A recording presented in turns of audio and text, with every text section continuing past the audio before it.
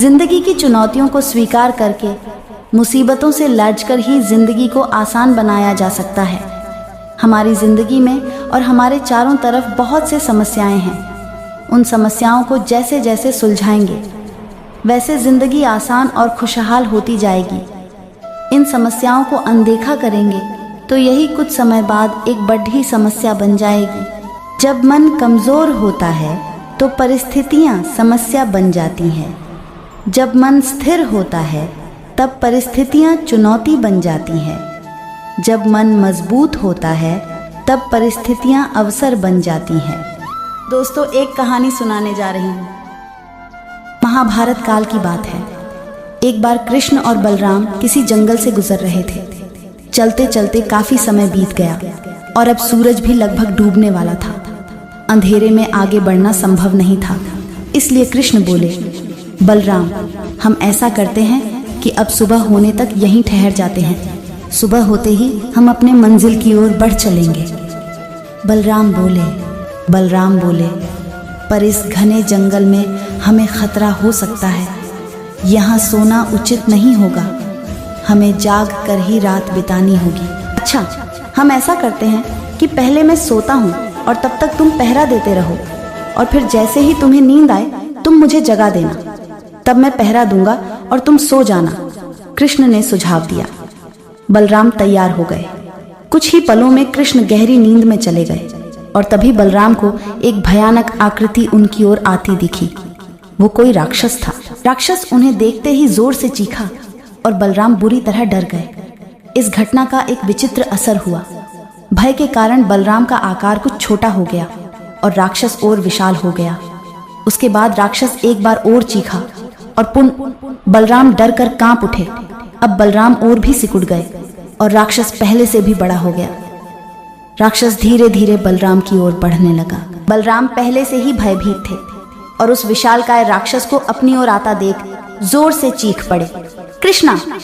और चीखते ही वहीं मूर्छित होकर गिर पड़े। बलराम की आवाज सुनकर कृष्ण उठे। बलराम को वहां देख उन्होंने सोचा कि बलराम पहरा देते देते थक गए और सोने से पहले उन्हें आवाज दे दी। अब कृष्ण पहरा देने लगे। कुछ देर बाद वही राक्षस उनके सामने आया और जोर से चीखा। कृष्ण जरा भी घबराए नहीं और बोले, बताओ, तुम इस तरह चीख क्यों रहे हो? क्या चाहिए तुम्हें? इस बार भी कुछ कृष्ण के साहस के कारण उनका आकार कुछ बढ़ गया और राक्षस का आकार कुछ घट गया। राक्षस को पहली बार कोई ऐसा मिला था जो उससे डर नहीं रहा था। घबराहट में वह पुनः कृष्ण पर जोर से चीखा। इस बार भी कृष्ण नहीं डरे और उनका आकार और भी बड़ा हो गया, जबकि राक्षस पहले से भी छोटा हो गया। एक आखिरी प्रयास में राक्षस पूरी ताकत से चीखा, पर कृष्ण मुस्कुरा उठे और फिर से बोले, बताओ तो क्या चाहिए तुम्हें? फिर क्या था, राक्षस सिकुड़कर बिल्कुल छोटा हो गया और कृष्ण ने उसे हथेली में लेकर अपनी धोती में बांध लिया और फिर कमर में खोंसकर रख लिया। कुछ ही देर में सुबह हो गई।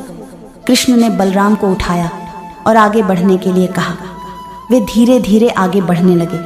तभी बलराम उत्तेजित होते हुए बोले, पता है कल रात में क्या हुआ था? एक भयानक राक्षस हमें मारने आया था।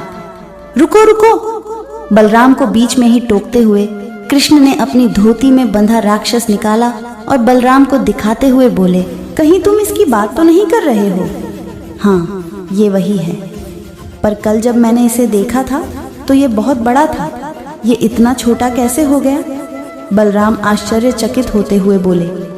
कृष्ण बोले, जब जीवन में तुम किसी ऐसी चीज से बचने की कोशिश करते हो जिसका तुम्हें सामना करना चाहिए, तो वो तुमसे बड़ी हो जाती है और तुम पर नियंत्रण करने लगती है। लेकिन जब तुम उस चीज का सामना करते हो जिसका सामना तुम्हें करना चाहिए, तो तुम उससे बड़े हो जाते हो और उसे नियंत्रित करने लगते हो।